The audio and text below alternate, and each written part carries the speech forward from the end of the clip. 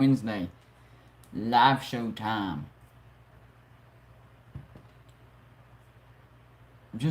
I'm hoping YouTube does what they're supposed to do and tell people that I'm live. That's the only thing that sucks about live shows is you don't control if YouTube is going to tell everybody.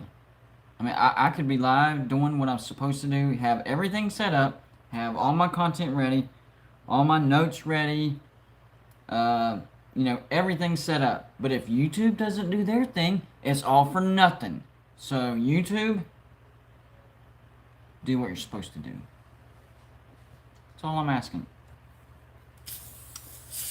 What a wild, chaotic week one we had, right? It's a lot of craziness. And the new AP Top 25 came out. I did a comparison. I actually did a comparison on the new AP Top 25 and the Top 25 that I came up with. I did a video on Monday before the new AP Top 25 came out. And it's not too far off. A few small things here and there. Really, 16 through 25 is where the biggest differences are there. So, real quick, the new AP Top 25. Here we go, guys. Number one, the same. We both had Alabama. Of course, we all knew that. Number two, the same. I had Georgia. They had Georgia. 3, the same. I had Ohio State. They had Ohio State. And this is where things are a little different, but not like super crazy different. Number 4, they have Oklahoma. I don't think they've punished Oklahoma enough for almost giving that game away against Tulane. Yes, they won, but yeah, not number 4. I have Texas A&M at number 4. And I know they didn't look great against Kent State. I get it. But I think they earned that right to skip Oklahoma for the moment. Number 5. It was pretty much flip-flop. Number 5, they have Texas A&M. I have Oklahoma. So it's not a huge deal. Number 6, they have Clemson. I had Cincinnati. I punished Clemson just a little bit more than the AP Top 25. I actually have Clemson at number 9. I know that's a bit extreme, a bit rough, but, I have faith in Clemson that they'll earn that back. That's why I'm sliding them down and giving other teams the chance to prove themselves and be in the limelight just for a minute. But they have Clemson. I had Cincinnati. And the rest is basically one difference, and then Clemson is the big difference. So they have 7 Cincinnati. That's where I have Notre Dame. 8 is where they have Notre Dame. I have Iowa State. 9 is where they have Iowa State. See what I'm talking about? Mine are just one notch above theirs. And then, of course, number 9, I have Clemson. Number 10, they put Iowa. That was an impressive win against Indiana.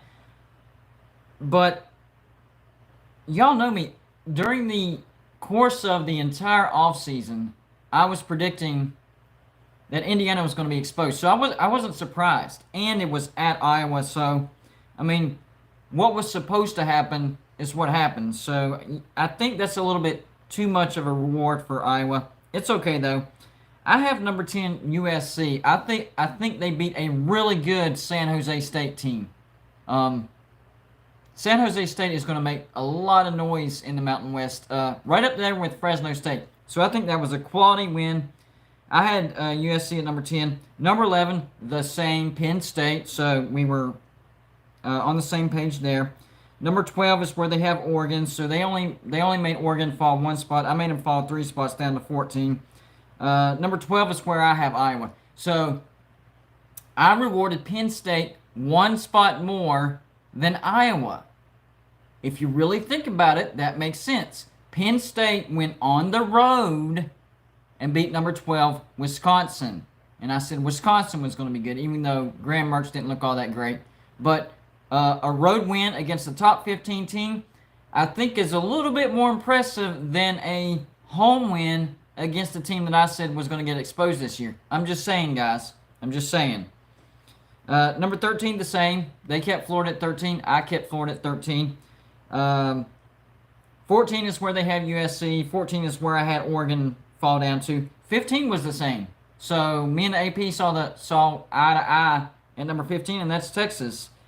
You know, even though I hate Texas, they beat a good Louisiana team, so I rewarded that and put them at number 15. So I agree with that. They have UCLA at number 16. I think that's a big jump from non-ranked to ranked, and I get it. They beat number 16 LSU, but I think LSU was a bit overrated. It was at home. Plus, LSU was displaced. I mean, everybody was calling for the upset because everything was coming together for an upset. So, I think that's a little bit too much of a reward. I had Coastal Carolina jumping up to 16. Number 17 is where they have Coastal Carolina. I had Utah. Number 18 is where they had Wisconsin. I had Wisconsin falling all the way down to 22. I mean, you're at home. I know Penn State's number 19. But you didn't look good, so I punished them just a little bit more. Number 19, Virginia Tech. I mean, I ranked Virginia Tech, and I get it. You beat a top 10 North Carolina. But, I mean, it was at home, first game of the year, and even though you beat North Carolina, you didn't look good doing it. This wasn't really Virginia Tech beating North Carolina. This was really North Carolina losing more than Virginia Tech beating North Carolina. So, I think that's a smidge too high of a jump for Virginia Tech. I have Virginia Tech in my top 25. In fact, number 25 exactly. And I did make a mistake. Whenever I came out with my top 25, it was Monday before the Ole Miss. So I didn't rank Ole Miss. I should have ranked Ole Miss because I knew they were going to beat Louisville. But that's where they have Ole Miss. I'm okay with it. That's fine. Number 20 is where I dropped North Carolina to. 21 Utah. I actually got UCF ranked. I think coming back from 21 down. I know it's at home, but Boise State's a good team, one of the best in the Mountain West, and 21-point comeback. That's impressive. I think UCF should have been rewarded for that. I really do. I do not see them in the top 25 for the AP. Even if you don't put them at number 21 like me, they deserved to be ranked. That was a good win. Let's see. Number 22 is where they dropped Miami. I dropped Miami all the way down to 23, so we're pretty close. They dropped North Carolina all the way down to 24. That's a bit harsh, but I see the rationale. And I actually ranked Michigan at number 24. I think Michigan looked pretty good against Western Michigan. I know a lesser opponent, but they did what they were supposed to do. And their quarterback situation looked, like it may have been fixed. So, we'll see. We'll see. So, some big-time differences between my top 25 and the new AP top 25. But, altogether, I would say both of our top 25s do make sense. I do think dropping North Carolina 14 spots for a 10. Think about this. Okay. They dropped North Carolina 14 spots, right? For losing on the road to who is now a ranked Virginia Tech. I know last week Virginia Tech wasn't ranked. But now in this week Virginia Tech is ranked. Wouldn't you take that into consideration? So this week you're saying, hey, we think Virginia Tech's a good team. We have them ranked number 19. So you're essentially saying North Carolina went on the road, lost by 7 points to who you think is the number 19 team in the nation this year. 14 spots? No, I don't agree with that at all. Not at all. So, I think North Carolina got punished just a little bit too much on that one. But, it is what it is. I get the rationale. Y'all do me a quick favor. Hit the like button.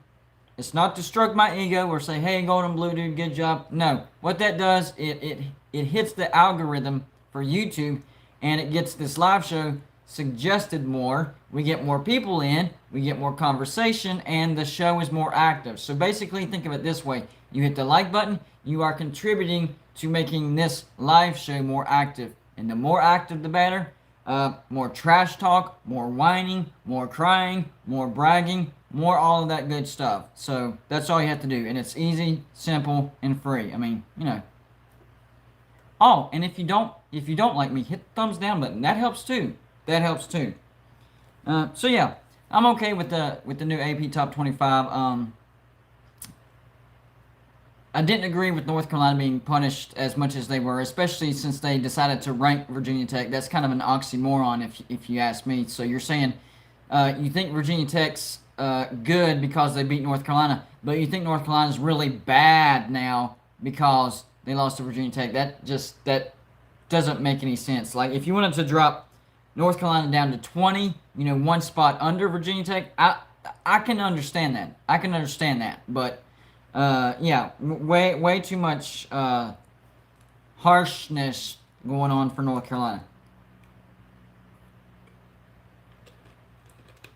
So tonight is a live call-in show, but first I actually have a special guest coming on first. So don't call in yet, guys. Okay? I have Sam Ball, aka the Geek Gorilla, aka dadgummit, the Mountaineer Effect. So yes, he is a fellow Mountaineer fan. Really looking forward to this conversation. I know he's been excited about some of the stuff that I've been saying. What's going on, bud? How do you want me to address you? Do you want me to call you Sam, the Geek, the Gorilla, the Mountaineer Effect? How do you want to be addressed, sir? Sam's fine. Sam. How about Sam the Man? How about that? That sounds good to me, man. So have you been keeping up recently with what I've been saying about West Virginia, the Big 12, and the ACC? Yeah, it's Hold on real to, quick. Hold on one sec. Thank you, Jeff Grimm, for the 49. Is that $49? I might be reading that wrong. It looks like a $49 super chat. I might be wrong, but he says roll tide, so you got your money's worth. Go ahead, bud. Yeah, it's hard to argue when you've got some insider information. I think for me personally, the ACC geographically is a good fit. I always kind of put West Virginia in the enigma category. And what I mean by that is they would fit into the ACC, they would fit into the Big Ten, they would culturally fit into the SEC because, football's our god up here. Yeah. The only place they really never have fit in is the Big 12. Yeah, or the Pac-12 would be a nightmare too. Yeah, I don't even look at the Pac-12, man. Yeah, I agree with that. But okay, so here's the thing. People think that I'm putting out these videos because it's my hope, it's my dream, it's my opinion, but it's truly not that. I have some sources that are behind the curtain on the inside of this, and I ask them every single day because, like I've said to y'all, if their story changes or they say, hey, it's not happening, I will make a video that day saying, hey, I was wrong, this is not happening, all that stuff. So this isn't a golden blue dude opinion. This is what sources that are part of coaching staffs, that are part of faculty, that kind of inside source telling me this stuff, and I'm just passing it on to you guys. It's not an opinion. Right, absolutely. I mean, and that's the thing. Not all of us have any kind of insider information on any of that, and it's been fun to speculate. We've all been making tons of content on speculation.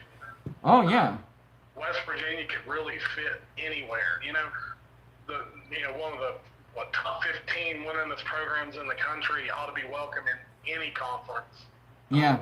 The pedigree that West Virginia brings in should be welcome in any conference. And so, to kind of go back and forth with people on where they could fit, what could happen, essentially what we're seeing is the rebirth of college football. Yeah. And being a Mountaineer fan, we don't know exactly where we fit. Yeah. But the fit really would be the ACC or the Big Ten, depending on how you want to look at it. Right. But the ACC, you're looking at rekindling some old rivalries that Mountaineer fans hold dear, and I mean that alone sells tickets. It increases revenue. Yep. And hell, it's just good football. I agree 100%. See, that's whenever I've made these videos, I've said West Virginia brings something to the table for the ACC. I really don't think that they bring anything to the table for the Big Ten, or very little, and maybe just a little bit more to the SEC. But the ACC, West Virginia actually brings a lot to the table.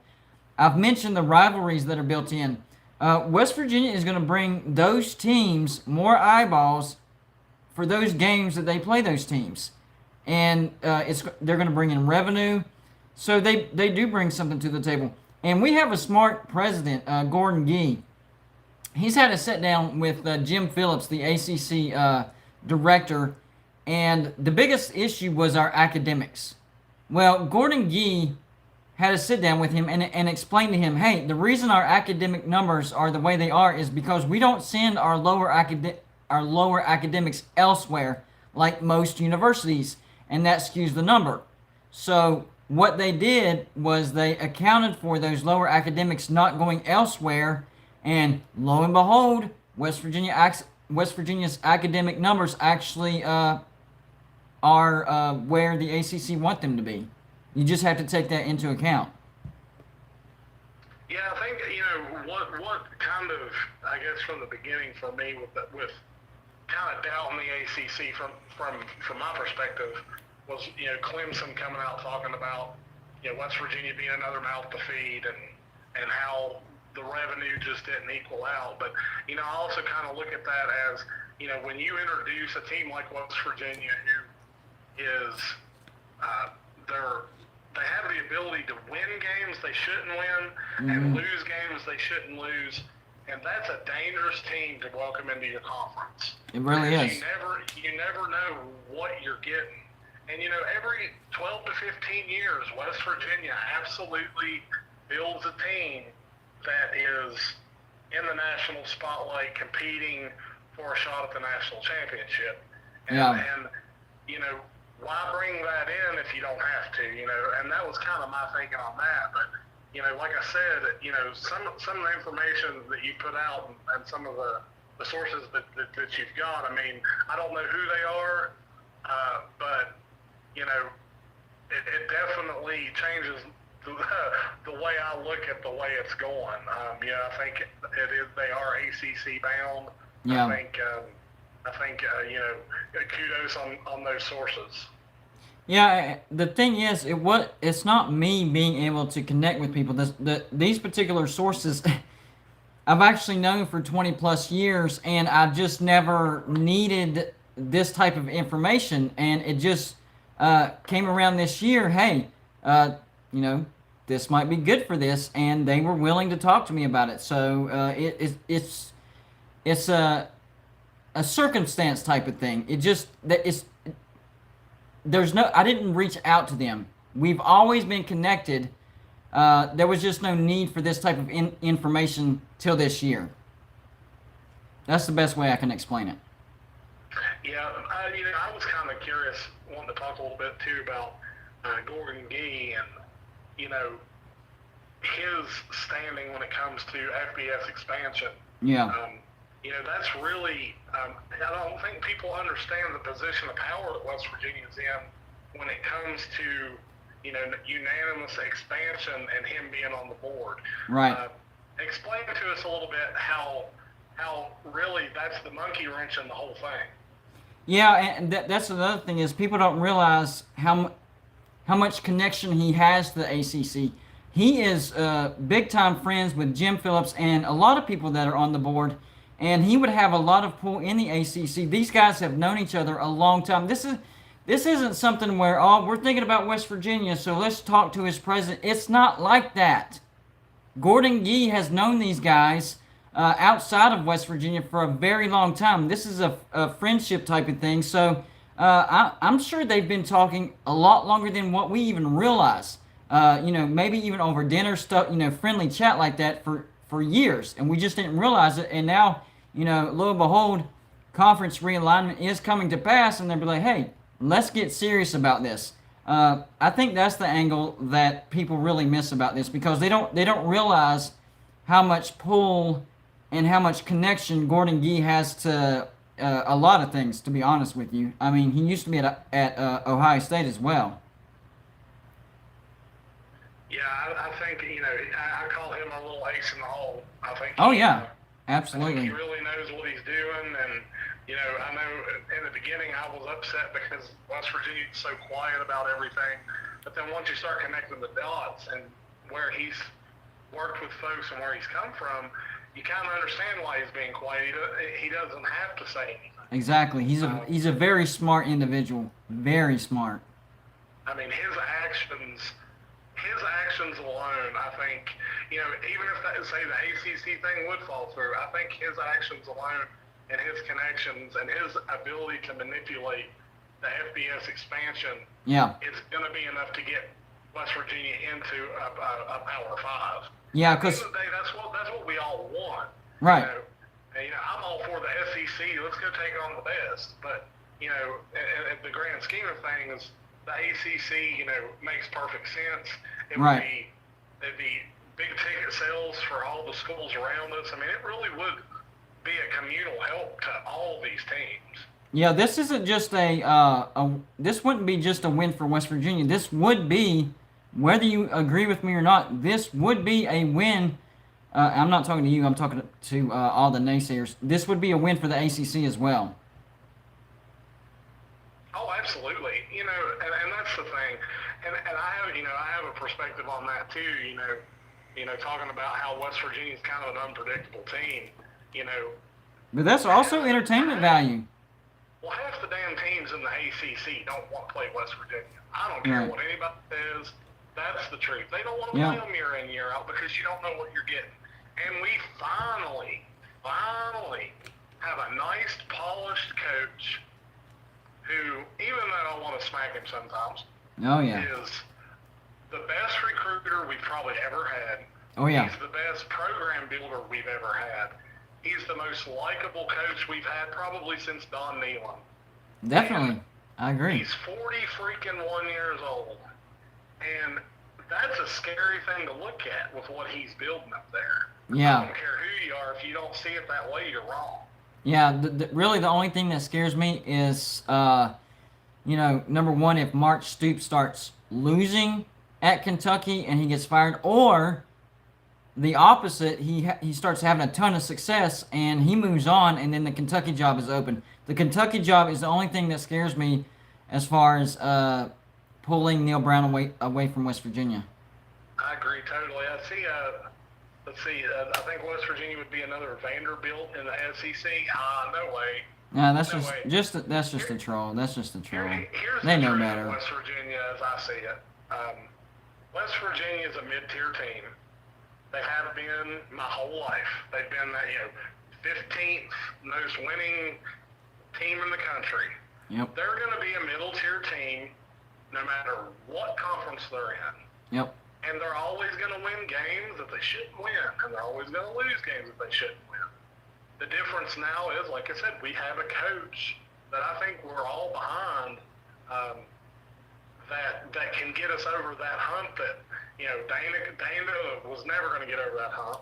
Rich Rod almost got us over that hump. Yeah. And that's how I feel about that.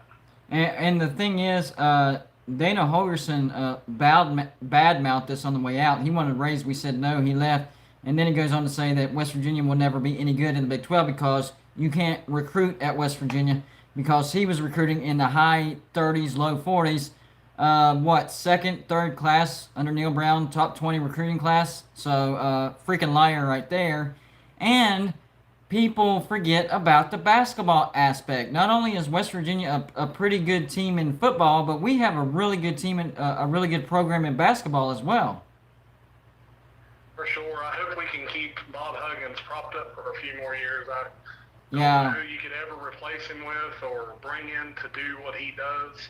Well, I do think that he's built it up to where when he does decide to retire, that it would attract some good name coaches. I don't think that we would necessarily be, falling off a cliff. I think he's built West Virginia up enough to where it would attract some of those good coaches, the bigger names out there. I really do. Yeah. Bob Huggins is just, he, with some of his faults, I ain't gonna say all of his faults, some of his faults, he's a wonderful guy. Yeah, we all have faults. Players and, his the cleanest coach you'll find when it comes to the way he runs his program. Yep. You know, I have just so much respect for Bob Huggins. I just can't even put it into words. And he loves West Virginia. That matters. Holgerson is a bald moron. Yes, he is. He looks like Roy Munson from freaking Kingpin. That guy is a loose cannon. That's about the best way I can describe him. He's a pretty good offensive genius. He can't keep his emotions in check, and he's all over the place. And he definitely drinks way too much Red Bull. That's for sure. For sure, and you wonder, you know, would he be such an offensive genius if he hadn't been, you know, a Mike Leach disciple? Yeah. You know, I think he would have done well at West Virginia if he would have been our offensive coordinator. If they hadn't have promoted him to head coach, I actually think he could have had a good career at West Virginia as an offensive coordinator. He's not a leader of men. That's the problem. He's not a leader of men. He doesn't have that connection to kids like that. Yeah, I mean, you know, and then that's another thing is he never went above and beyond for the fans or for the program. He did the minimum, and you know that's what's so appealing about Neil Brown. Is, I mean, he does all kinds of stuff that he doesn't have to do. You know, he's been down here in southern West Virginia, Mercer County. He's been to high school football games down here, and like, I mean, you know, Dana, you know, other than maybe the coach's caravan, never came down here. No, that dude. And he was out on you know, Sunday nights, Saturday nights after the game, getting bombed and hammered and partying with his like he wasn't a very good coach. No, I totally agree. I was happy to see him go. I mean, he's a 4-loss coach. Yeah. He's always going to be a 4-loss coach. At least. If you're satisfied with a 4-loss coach, if I was satisfied with a 4-loss coach, I'd be a Hokie fan. I like it, man. I like it. And Houston did decide to pony up the money for him. What's happened? Well, he's running Houston into the ground, and he ran off De'Aaron King, and Houston is recruiting horribly. So we tried to tell you, Houston, but y'all didn't listen. Yep, they're just going to find out the hard way, and you know, he'll end up, you know, non-FBS somewhere, you know, being Dana. Yeah, probably. If I had to guess, maybe he'll take the Hugh Freeze route and go down to Liberty down that route. You know, never know. Yeah, for sure. We'll see there. Hey, tell everybody where they can find you. Yeah, guys, I'm gonna talk just a second about what we do. Yeah, man. We're on Facebook and YouTube. It's called Geek Gorilla TV. If you wonder about the name, we're a bunch of big old strapping dudes who love sports and all things geeky. We feel like there's not a niche that kind of fills that, where, you know, one day we might be talking football, the next day we might be talking, you know, World of Warcraft or something like that. There's a lot of those guys that we grew up with, and we felt like we needed some sort of an outlet for those guys. So you can look us up on Facebook and YouTube, Geek Gorilla TV. Give us a follow. We do interviews, podcasts. We talk about funny guy things. You know, the Mountaineer Effect is the show about the Mountaineers. That's been one of our staples from the very beginning. Nice. You know, I'm very opinionated and very just kind of straight up with what I think. I don't really no holds barred when it comes to what I think about what's going on with the Mountaineers. I just kind of let it go. Hey, that's the way it should be. Yeah. While you were talking, I was thinking, what do you think about this idea? After every West Virginia game, how about if you have the time and you know, the space for this, after every West Virginia fan, let's try to do a 15-20 minute live show where we talk about what happened and get all of our, whether it's happiness or anger, whatever, you know, just a way to vent that out. Like, I needed that this Saturday, and I didn't have that other person to you know, bounce that off of. So think about it and let me know. I'd like to do something like that.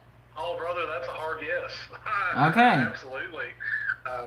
You know, that was me. The Maryland game was so frustrating. You know, I had it in my prediction as a 50-50 coin flip. as a Man. trap game, and it was that exactly. You know, the takeaway for me from the Maryland game, We trapped you know, ourselves. they did trap themselves, but anytime you can lose by 6 with 4 bad turnovers, Exactly.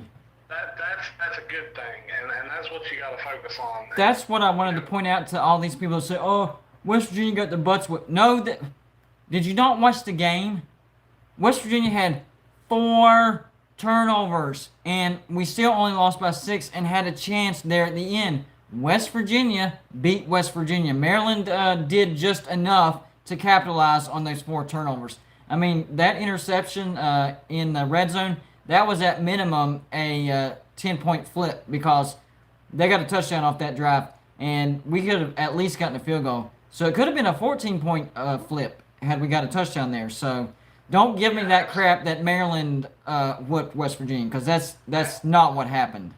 Absolutely. I would not say the one thing I would say Maryland did that shouldn't happen is Maryland did outcoach Yep. the Mountaineers. Yep. They made great, phenomenal. You know, if you don't know that part of football, the changes that they made at halftime, they completely shut down Letty Brown. Yep. They got their favored matchups on the outside. You combine that with a quarterback that can't throw to the boundary and receivers with sticky fingers, or butterfingers rather. You know, you combine all of that. Their coaching, like I give them mad props for what they did, because they really did outcoach Neil Brown. And I hate to say that, but that shouldn't happen. Yeah. Do you know what they did that I like the most as far as capitalizing to West Virginia? If you noticed, in the first half, they didn't really do much of this, but in the second half, they made West Virginia think more with Tagovailoa. He's a dual threat quarterback, right? So they got him out in the bootleg, and it kind of freezes up the defense, okay? And so those safeties started biting up a little bit, and that's when they went over the top. I thought that was some genius coaching by Loxley over there at Maryland. Oh, absolutely. I mean, I haven't been more impressed with a coaching performance than that one in quite a while. I mean, it really was. You know, I've coached, you know, middle school and some high school football. What they did was just amazing. It really was. Yeah. Having said that, I think Maryland barely gets to a bowl. I just think they were able to capitalize. It was the first game of the year. It was at home. 4 turnovers for West Virginia. We made them look better than what they really are. I think they get to a bowl 6-6, 7-5, and I think West Virginia still ends up with a better record than Maryland. I think we still go 8-4. I had this as a win, but I still think we can go 8-4. Yeah, that was me. I had us 8-4 at the beginning of the season. I had this game and Virginia Tech. It's a toss-up game. There you go. You know, I think, you know, we're going to see a lot of progression from week 1 to week 2, as you always do. However, Right. you know, playing your cupcake in week 2, you're not going to see it. Virginia Tech's going to go off of tape from Maryland when they're studying up on West Virginia. But I don't think Neil Brown showed what he's going to play at Virginia Tech. I really don't. Yeah, I don't think so either. And, you know, the comment on the Virginia Tech game, I really think, you know, I liked what you said there. Virginia Tech didn't really beat UNC. UNC just kind of beat themselves. They self-destructed. Sam Howell self-destructed. I didn't see that coming at all. I mean, I'm a Hokie hater from way back. I've never liked Virginia Tech. Right there I with give you you. 1,000 reasons why, but, you know, my thing is I think that game was created by the poll makers. Oh, yeah. Something to talk about. You know, if Virginia beats number 10 UNC, then you can jump them in the polls, and then if they would beat West Virginia, you can jump them even more, and then they probably won't win another game, and that's just the way it goes. Yeah, for whatever, the AP poll has always loved Virginia Tech. They've always been preseason ranked. I'm like, why? Oh, it kills me. It kills me. Every year they get so much love, and they've done nothing but be a mediocre team for as long as I've been alive, who are just happy. They're thrilled to death if they can just keep that stupid-ass bowl streak alive. Yeah. I mean, how much more mediocre does it get than just being happy that you keep a bowl streak alive? Took the words right out of my mouth on that one, man. Get me to a national championship. Get me to a big bowl game. You know, Yeah. these little bowl games don't mean anything to me. Yeah, I mean, we were what, 3-0 in the BCS. In the last 25 years, we've had 3 shots of possibly getting to and winning a national championship. In '88, we got to it. Major Harris got injured, and we ended up losing. '93, Florida State, got in there, and they shouldn't have. West Virginia should have. But had we beaten Florida, we would have gotten a share. We got blasted by Florida, and then, of course, we all know what happened in 2007. So it's not like we've never been there. We've been right there so many times. It's just when it comes down to it, the ball never bounces our way. But I think here's the thing. The problem with West Virginia is we don't get there enough. Okay? If we got there more, the law of averages would be on our side. If you're a team that's consistently, I mean, look at Clemson. 6 straight years of getting to the playoffs. But only 2 times have they won the national championship. But that's 2 national championships. Now, if they had only gone to the playoffs 2 times, they probably still have 0 national championships. So West Virginia has to be better more consistently to give us more chances to capitalize. We can't have that magical season once every 20 years and then, we missed it this time. Let's try in the next 20 years. No, we have to be more consistent, better at that top level all the time. And that gives you more chances to actually win it. Well, and that's something that Neil Brown really has to focus on because, if you look at stats, just all of the weird stats that are out there, the one that you have to look at in West Virginia is efficiency. Yeah. They've ranked in the bottom in efficiency in the FBS for probably the past 10 years. And I didn't even know that. Jeez. Yeah, they are the one of the least efficient teams in all of the FBS. So being more efficient on third down is something that Neil's really got to focus on. Yeah. And that's what will get him those coin flip games. And I think he can get there, but he's such an analytical-minded guy that sometimes you got to throw those analytics out and use your gut. And, Texas last year is a perfect example. I think he went with the analytics and should have used his gut. Yeah, I think some of their play calling now is a little predictable. I'm tired of watching bubble screens. Oh, my gosh.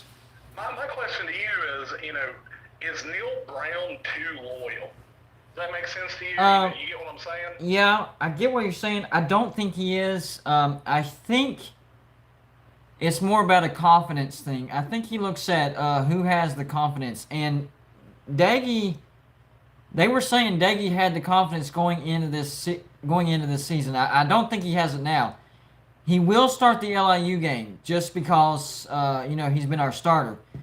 So what Neil Brown is going to be looking at in this game is consistency and confidence. And whichever quarterback, whether it's Daggy, Crowder, or Green, has the right combination of consistency and confidence, they're going to win the starting job. This LIU game for West Virginia is for the starting job at quarterback. That's what this game is all about for West Virginia. Absolutely. I was looking at one of the comments. The bubble screens work on blitzes when your quarterback can't throw a deep ball. That's true, but you got to get them to bite to do that, though. That's right, and bubble screens work extremely well when you have a mobile quarterback. Right. And they need to be playing man. If a defense is playing zone and they're not blitzing, those bubble screens aren't going to do anything for you. Nothing. But yeah, to bounce back to what you were saying, I really do hope. I'd really like to see Crowder get at least a quarter of snaps. Against LIU, I really want to see what that kid has because we moving on into next year. You're going to have Crowder, and then you're bringing in who I think is going to be the next dynamite player for West Virginia, and Nico. Oh my gosh! Yes, I'm excited about him. Very excited. If you haven't watched his highlights, man, he reminds me a little bit of Pat White. I ain't gonna lie. Except he's throwing darts. Pat White's downfall was he had a decent arm, but nothing to brag about. This guy's throwing darts out there. Yeah, he's going to be an exciting player. I think he'll probably be West Virginia's most marketable player that, in this new era of marketability. Yeah. He's going to be super marketable. He's a great recruiter for our program. Yes. I mean, I'm so excited. He helped us get a top 20 recruiting class. Once we got him, we got a few more that we didn't know we were going to get. Yeah, absolutely. Yeah. Absolutely. Well, hey, holler at me about, well, first we'll have to see what time the game is on Saturday, but I'm actually going to the Virginia Tech game, so we might be able to do a live where I'm at the game, and maybe you can come on as well for a reaction after that. I'm sure it's going to be a good reaction, but either way, let's get together on that, okay? Sounds good, brother. I appreciate it. Thanks for having me on. Everybody, one more time, check me out. Check us out on Geek Gorilla TV, on Facebook and YouTube. Like us, help us get our likes up on YouTube, man. We do all right on Facebook, but we haven't cracked that YouTube algorithm. Since we're more of a compilation show, it's a little bit harder for us. So I hear you, man. I'll help out the best I can. All right, man. Thanks for having me on. I appreciate it. No problem, man. Have a good one, and I'll get back with you on the other show, okay? All right, thank you, brother. All right, bye. Pretty good stuff, and I pretty much agreed with him on everything.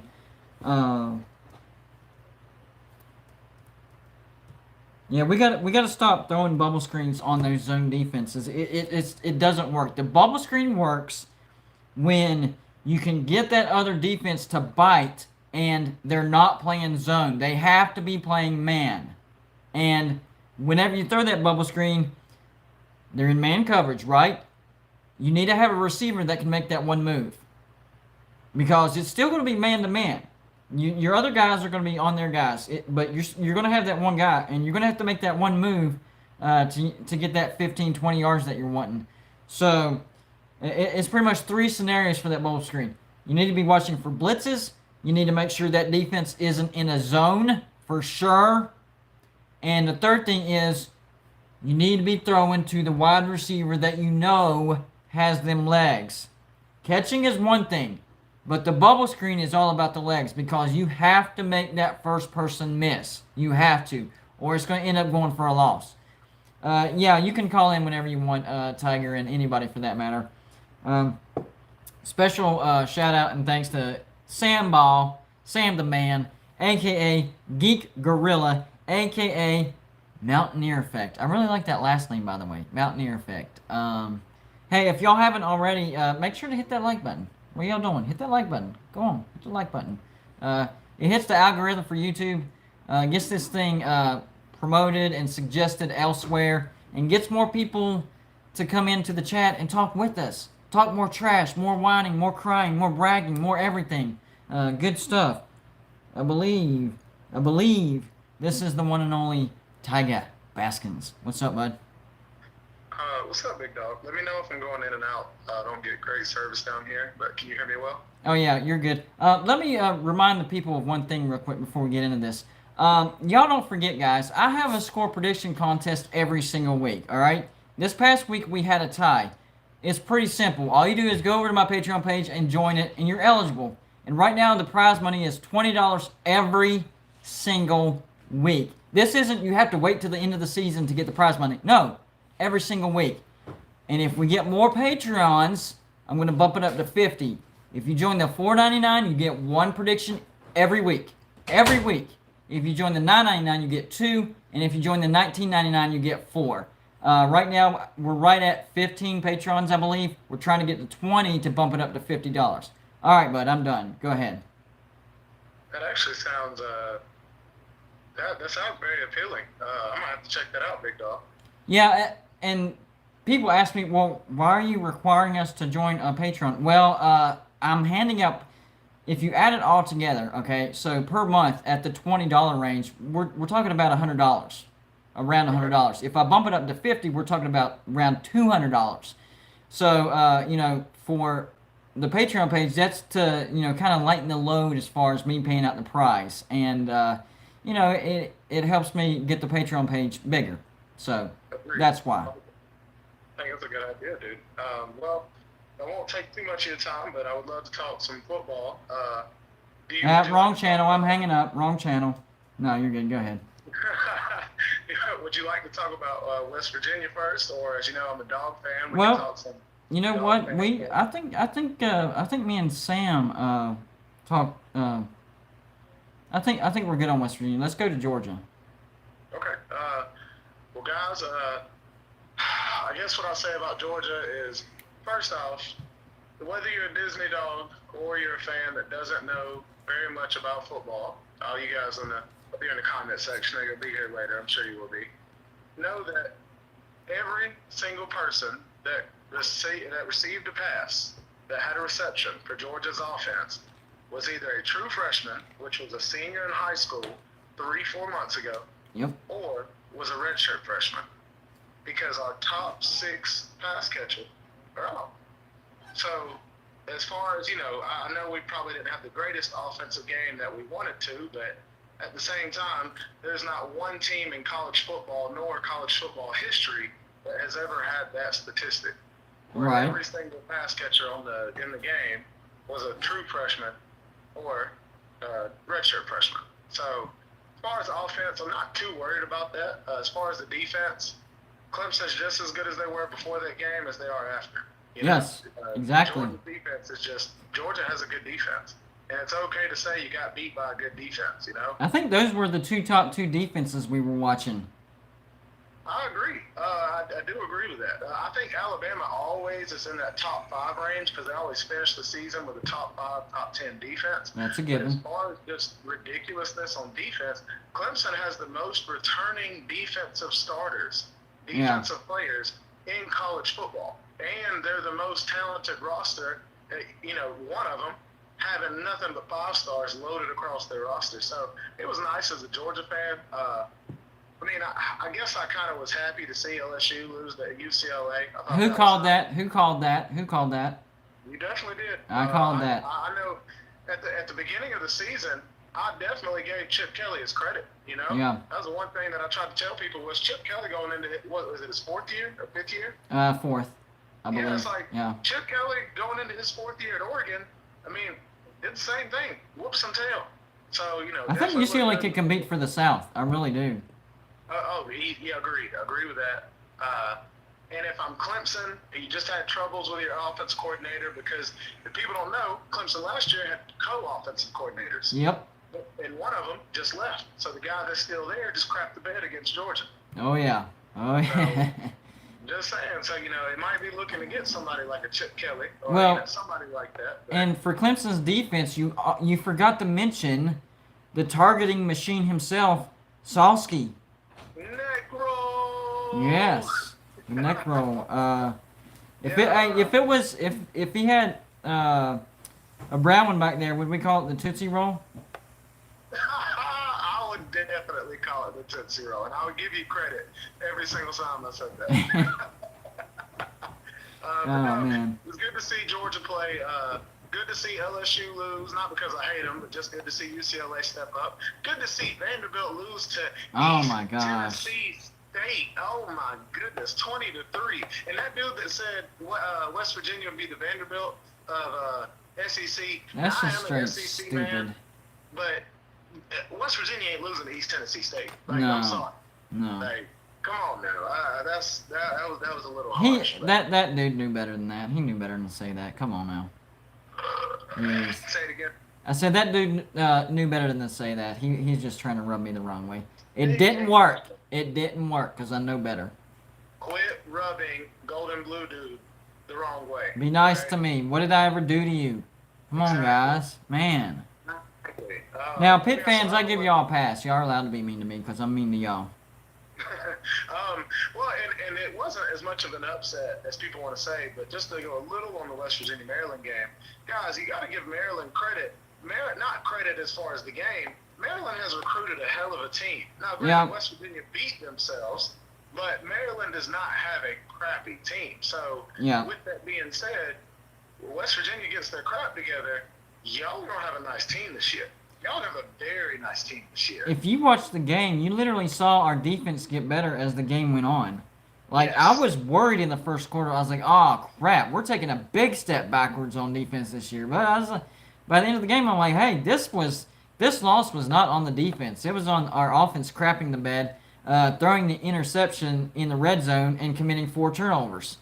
And not being able to run the ball. Our offensive line has got to be better. I agree. And I think that's what will be the next step is y'all's recruiting on the offensive line. Everywhere else seemed to be pretty well put together. But aside from that, though, I thought Alabama looked good against Miami. And I'm not trolling Alabama fans. I know some of y'all are in there, and I'm friends with a few of them.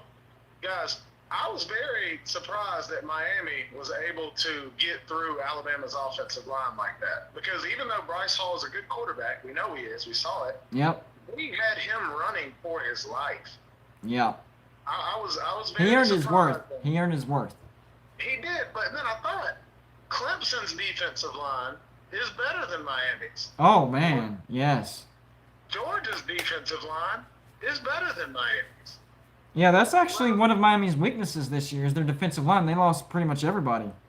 They did, and so I thought to myself, I said, Tiger Baskins, is this going to be the year that Georgia's defensive line just manhandle? You know what? I won't say that because that'll get them riled up. But anyways, Hey, yeah, one thing real quick. What do you think? I think a game that's under the radar that I think is going to be even more important is, and I'm seeing it in the comment section, Texas at Arkansas. Number 15, Texas, in the hog pen. What do you think? so shout out to Texas T Central because he is a Texas man. Yeah. But I It, will sound, say it sounds this. like the Beverly Hillbilly song, you know? Texas, D. Yeah. I say this though, I think Texas is overrated, and the only reason I say that is because I haven't seen anything from them in the last couple of years. And I know people are like, well, they had a lot of guys come back, they have a lot of this. Well, Arkansas is trash. Arkansas has won 3 or 4 games in the SEC in the last, am I right, Golden Blue, 4 years? Yep, that's 3 true. years? And So- they were crowned the best 3-win team last year. Yeah, exactly. Come on now. So Texas, if y'all do not beat Arkansas by Ooh-wee. 28 points, I'll do a close double game. horns down for that one. I mean, that's what I'm trying to say is I know it might be a good game because I know Arkansas has a lot of recruits. LSU has better recruits than UCLA. Still got that tail whooped. How about So- this? If Texas lose to Arkansas, I'll try to do a horns down with my toes. Oh, now don't mess around and get your toes stuck like that. Man. Oh man, that would be bad. That would be bad. Yeah, how about this? If Texas loses, Texas T, you might not want to listen to that next show, but if Texas loses, you mind me coming on here and trolling Texas? That's allowed. Trolling is allowed. Troll? Okay, well then Texas. I know all the Texas football players are watching this. They better get their crap together. But aside from that, They did now. I will say this: they did impress me against Louisiana. I thought Louisiana had a chance of upsetting them, but Texas shut them down. So, but the difference is this is going to be on the road in the SEC, packed house in the hog pen. I think it's a toss-up. I think it's a toss-up. I really do.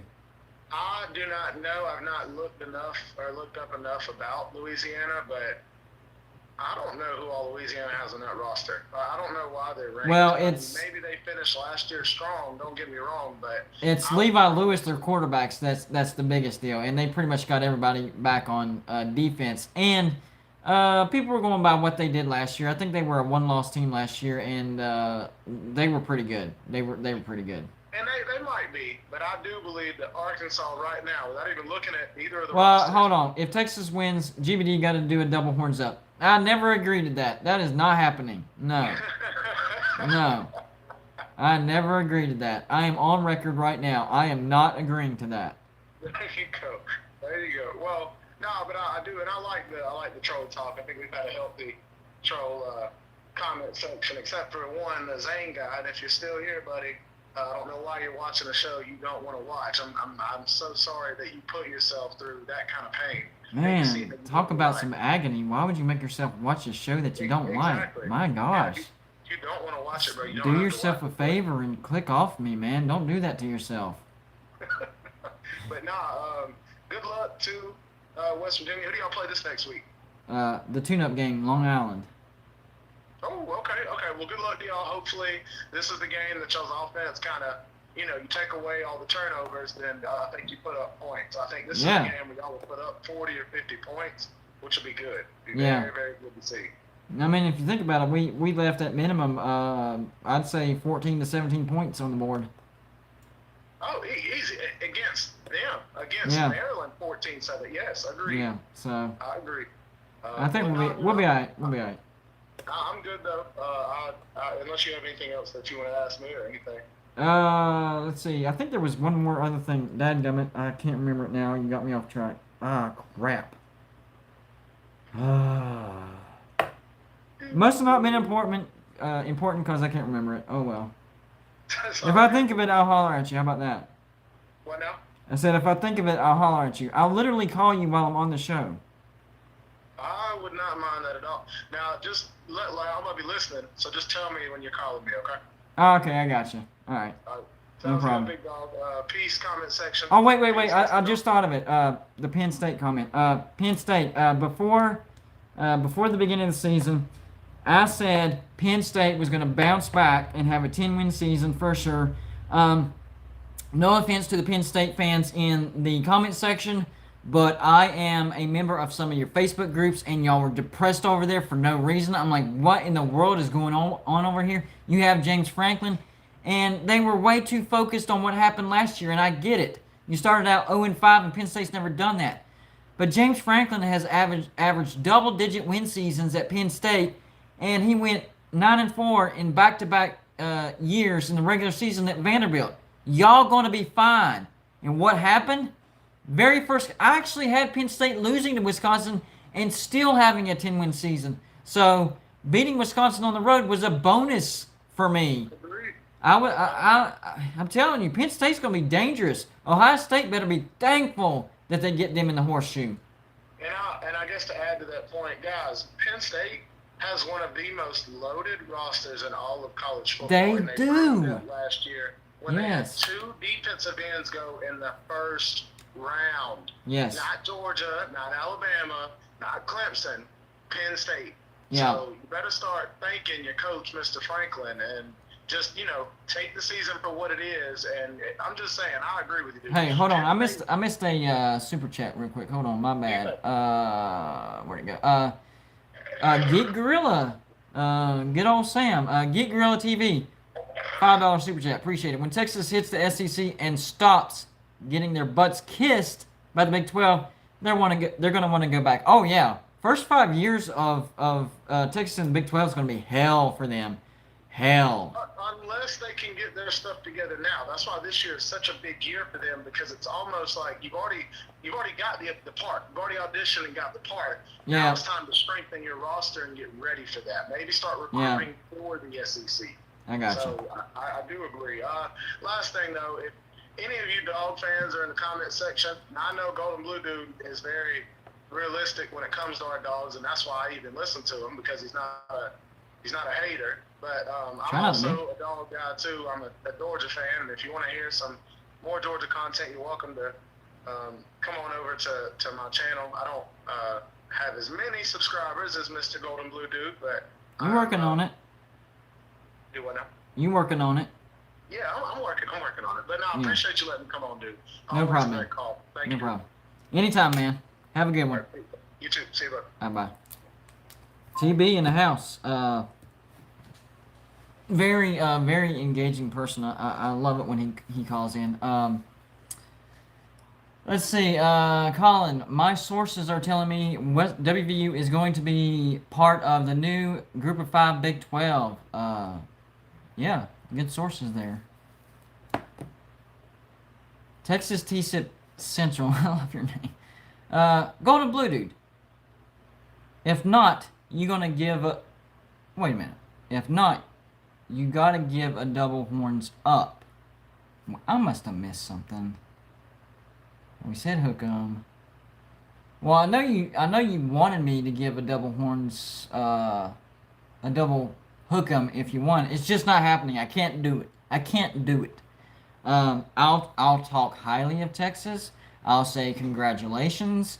I'll say, you know, you're headed in the right direction. I'll say maybe there is hope for Texas in the SEC. I'll say a bunch of nice stuff for you, Texas. I will. You're not getting a hook 'em. A double hook 'em? Are you out of your mind? No, that's not happening. I will never make that commitment because I just can't do it. I have really bad arthritis, so see, even if I tried, that's it. That's the best I can do, guys. That's my hook 'em right there. That's it. Sorry, arthritis. Won't let me do it. So I'll blame the arthritis, guys. The arthritis. So don't look at me. Don't look at me.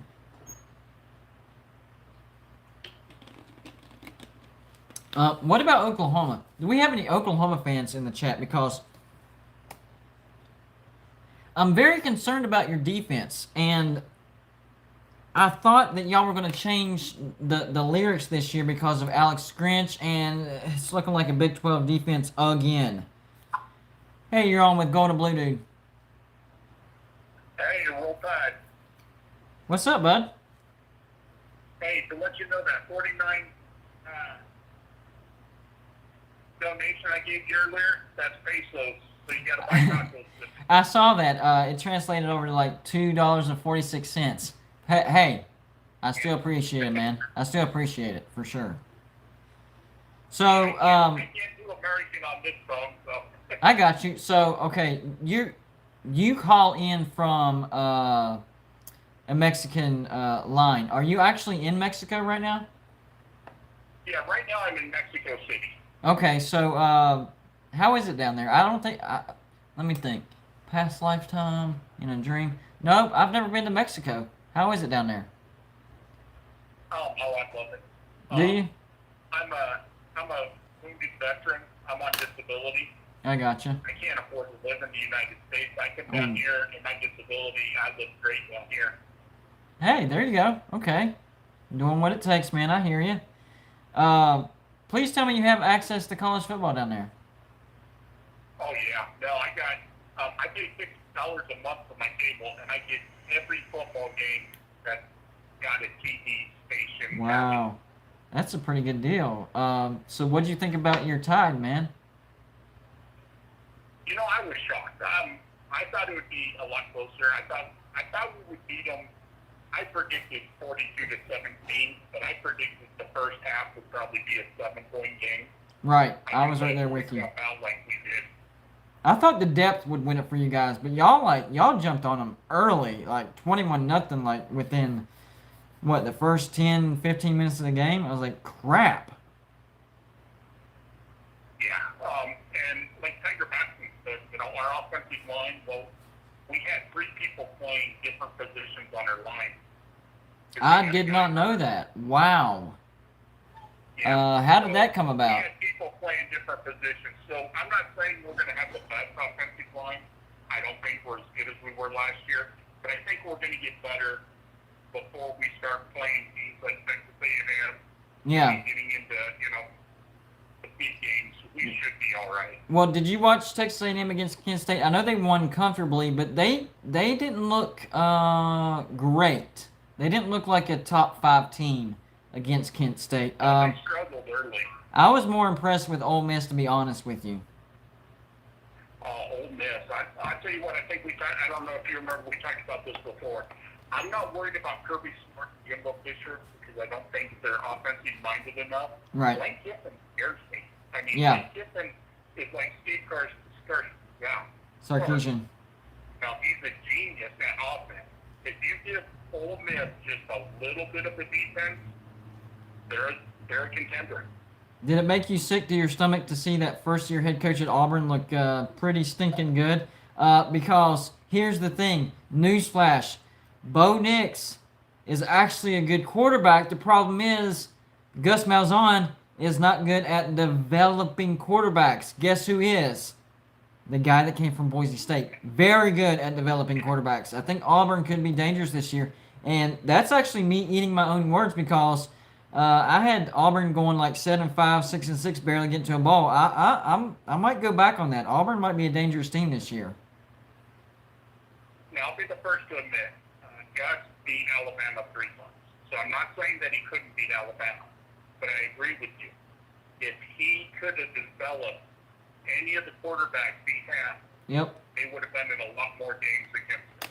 I mean, they had some really talented quarterbacks at Auburn, and they did beat Alabama a few times. But it was like you got the best out of an Auburn quarterback early. Once they had been there a year or two, they actually regressed. It was weird to watch.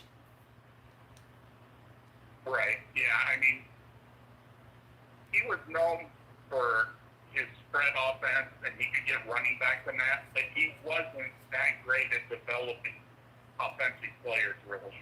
Yeah, I think the reason why he was so successful, especially against Alabama, was he was doing things that Nick Saban wasn't used to seeing. Once Nick Saban adjusted and knew how to counter, it was like Gus didn't know how to make his own adjustments. Does that make any sense? Yeah, no, that's true. And that's the thing with Nick Saban. If you look, every year he's adjusting. He's doing something different. Our Yeah. offense evolves a little bit. We change things, and I think that's what makes him probably the best coach of all time. He is, man. Like, I'm not even an Alabama fan. Nick Saban is the best coach of all time, like, easily. I know, but the problem is I'm an old guy. I I got was you. alive and watched Bear Bryant, so it's kind of hard to. I got you. for an I old mean, guy I to, would definitely put not say Bear Bryant number 2. I mean, Alabama's got the 2 best coaches in history, and I would rank him number 1, Nick Saban, and number 2, Bear Bryant. I know Bear Bryant revolutionized and got Alabama to take that next step to where, I mean, Alabama's always been good, but Bear Bryant just turned them into a monster, to be honest with you. He turned them into the Alabama that we know and think of today. So he And a lot of in that people don't aspect. realize that Bear Bryant also evolved. Yes, exactly. When he started there, we had Joe Namath, we had Kenny Stabler, and we ran the ball, but we also threw the ball. Right. But then we got stomped in the ground by USC in 1970, and Bear Bryant said, we got to change. We got to go to a wishbone. We got to change our offense. And because he evolved and changed, he won 2 more, he won 2 more national championships. Right. Yes, I agree with that. But an embarrassment of riches y'all have, man. I wish West Virginia had that problem. Like, I would just like to know what it feels like to have that problem, that debate. Like, that's just, it blows my mind. It's crazy to think about. And like, I kind of feel sorry for new Bama fans today. And I mean, I hope our dynasty, can last another 4 or 5 years. I hope Saban's around. Right. I mean, I'm old enough to remember Bear Bryant. I remember when Bear Bryant passed away. I remember the struggles, and Yeah. Alabama fans were spoiled right now. You win Yeah. 6 national championships, you think this is forever. Yep. It's not forever. That's true. Our days will be coming. Well, what about, think about this. Now, Alabama, one of the best programs of all time. Now, they've had stretches where they haven't been good, but overall, you've had greatness stretches, lull, greatness stretches, lull, like that. Think about this. How spoiled are this generation of Clemson fans? Because Clemson hasn't been like that forever. Before Dabo Swinney, they had 1 national championship in 1981. And they were pretty good in the 80s and right into the early 90s. But after that, they kind of went into oblivion. This generation of Clemson fans don't remember just how bad Clemson was and the possibility of them going back to that, once Dabo is gone. I think Clemson is in more danger of that happening than Alabama, to be honest with you. Yeah, I think you're right there. And I don't know if you know this or not, but the national championships that Clemson has won. Every time they won a national championship, they had an Alabama head coach. Yep, that's true. Chris Ford, who won in '80, he played in Alabama. Did he win one there? A natty? Yeah, he won a national championship with Alabama. So wait a minute. Both coaches that won a national championship with Clemson also won a national championship as a player at Alabama? Yep. That's crazy. I didn't know that. Wow. Yep. Wow. So, I mean, Wow. so the key for Clemson is to hire a Bama boy. be looking whenever Dabo shows signs of leaving or retiring. Like, seriously, man.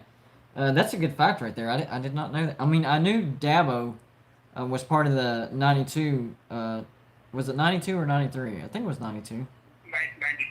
92. Yeah, that's what I thought. He was a wide receiver, if I'm not mistaken.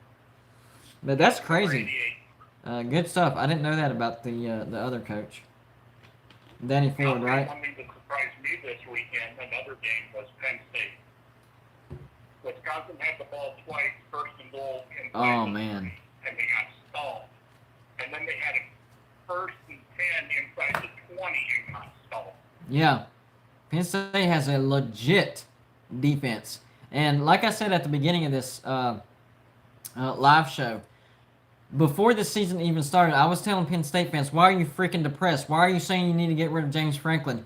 Y'all are going to have a 10-win season. Oh, you're crazy, Golden Blue. What are you talking about? Did you not see us last year? I said, yeah, I did. Y'all had a bunch of players say, hey, we're not playing because of COVID and injuries and that stupid 2-point conversion that you lost to Indiana on set you off onto an 0-5 start. It was a bunch of bad things that culminated. Look beyond that. Look what happened before. James Franklin winning double-digit wins seasons at Penn State before that. And, of course, 9-4, 9-4 at Vanderbilt. You're fine. You have a great coach. You have a lot of talent. And your schedule isn't horrific. That first game, I thought they were going to lose to Wisconsin because I thought Wisconsin was a top-tier team. But I still had Penn State winning 10 games. So that's like a cherry on top for me. I think Penn State's... they're even more dangerous than what I thought they were, to be honest with you. The only thing that worries me with Penn State, and I agree with you, they're going to win at least 10. The thing that would worry me about Penn State against Ohio State, I think they got the D to compete. They really need to work on that offense. The offense was kind of sluggish against Wisconsin. I agree with that, but at the same time, we saw some growing pains for Ohio State in the Minnesota game. Ohio State has a great wide receiving core. Great. But they have a very inexperienced quarterback, and they're not going to have a good running game this year. Ohio State is not. They're going to miss Trey Sermon a lot. A lot. He saved them immensely last year. I'm not saying Ohio State's going to be a bad team. I'm not saying that at all. But I don't think they're going to be a good rushing team. Now, I got a question for you about Ohio State. Okay? What is your take? Their quarterback looked awesome. Yeah. I mean, he was throwing the ball all over. He looked good. Yeah. How does he feel knowing that he's the number one quarterback and his backup has got a $1.4 million NIL deal? You know that's got to, play a little bit on it. You know what? Trying to put yourself in his shoes and how he would think, I would approach it like this. Okay, yes, he got the deal, and, it's a nice one. But you're the starter. Go out and prove that they made a mistake making the deal with him instead of you. Let it be a motivation. Let it, drive you and prove that you deserve to be the starting quarterback. There's always ways to take a negative and use it as a positive. And that's what I would do. And I think he's going to get an NIL deal as well. But right now, worry about winning football games and proving that they made the right choice putting you in as starter. Don't put a lot of pressure on yourself, but go out there motivated. That would be my take on that. I agree with that. I do, but I do know that, a lot of times money is the root of all evil. That's true. which could destroy the other quarterback, to be honest with you. That's true. So, you know, that could go either way. Yeah, this was a great conversation, man. I appreciate you calling in. I'm about to turn in. I gotta take my kids to school in the morning, and my daughter's been having the sniffles, so we gotta make sure she's all right before it gets. Well, you know, these days and age, when they start sneezing and coughing, oh, you gotta go get tested, all that stuff. So you know how it is. Oh yeah. Hey, I wanted to tell you one quick thing. You had a bad weekend. Yeah. Last night we got hit with an earthquake. Oh. And Yikes. today, I had to take my wife's grandma to the hospital. She had a stroke. So I had Oh. almost as bad 24 hours as you had a week. Well, I'll have her in my thoughts and prayers, man. I got you. Thanks a lot, man. No problem. Hey, have a good. Hey, what time is it over there, by the way? Just out of curiosity. It's 9:19. All right, so An not hour. too far I'm behind. Central time in the U.S. Okay. All right, so only an hour behind. I got you. Well, make sure to call in next time as well. I appreciate it, man. Call in next time as well, okay? All right, man. All right, have a good one.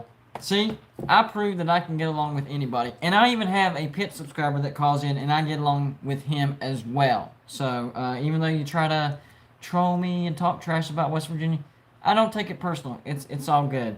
So I hope y'all enjoyed the channel. I hope y'all enjoyed the live show. If you're not subscribed, hit the subscribe button. I do videos every single day. Every single day. I don't do live shows every day. Those are on Wednesdays at 9 p.m. and Saturdays after the primetime game. It's called Raw Reaction. But every single day, over a year straight, I have not missed a day yet. College football videos. So hit the subscribe button. Check it out. And if you're interested in my score prediction contest, go over to my Patreon page and join it and have a shot to win $20 every single week. If we get enough Patreons, guys, if we get enough Patreons, I'll bump it up to 50. And if we have an explosion of Patreons, I'll bump it up to $100. Yeah, I'm not trying to make any money off this. I want to make a good prize, and that's how I'm funding it. The Patreon project, I call it. So, the more Patreons we get, the higher that prize is. And at the end of the season, I've talked to my sponsor. At the end of the season, at the end of every season, okay? This is just the first annual. At the end of the season, we will have a plaque for the person who won the most weeks. So, if you won 6 and that happened to be the most out of anybody the entire season, not only do you get either, $120, $300, whatever the prize money is, you also get a plaque at the end of the year and be able to prove everybody, hey, I was the best this year. I was the best. And this is a special year because you'll be the best first. So you'll be a double best. So if y'all are interested, go to my Patreon page, join it. For the $4.99, you get 1 guess prediction per week. For $9.99, you get 2 guesses. $19.99, 3 guesses. And you can win as many times as you want. And we're doing it every week for 16 weeks. 16 weeks. Do the math. You can win a lot of money. Y'all have a good night. I'll be back with regular videos tomorrow and then another live show on Saturday. Thank you for all the super chats, for all the comments, for the call-ins, for all the likes. Look, more likes than watches right now. I know we're dying down, but that's a lot of likes. Appreciate y'all's support. Y'all have a good night, and I'll see you on Saturday.